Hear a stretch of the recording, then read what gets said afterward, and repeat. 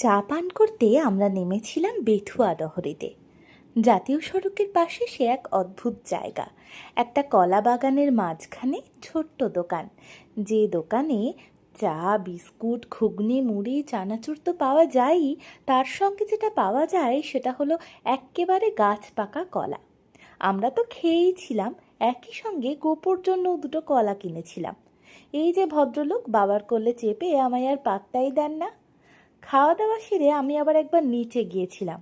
আমার বেশ লাগছিল এই কলা বাগান, সারি সারি কত গাছ। পেয়েছিল চা তেষ্টা। এদিকে টিফিনের পর্বটাও আমরা সেরে নিয়েছিলাম বেথুয়া ডহরির এই দোকানেই। এরপর আবার আমরা এগিয়ে চললাম, দেখতে দেখতে পৌঁছেও গেলাম মায়াপুরে। জায়গাটার বাড়িগুলোও কেমন যেন মন্দির মন্দির গোছের।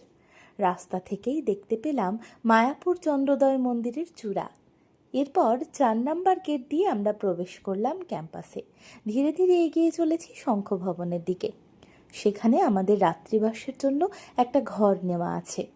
পৌঁছে গেলাম আমরা আমাদের গন্তব্যে। এবার রিসেপশনে কয়েকটা কাজ সেরে ঢুকবো ঘরে।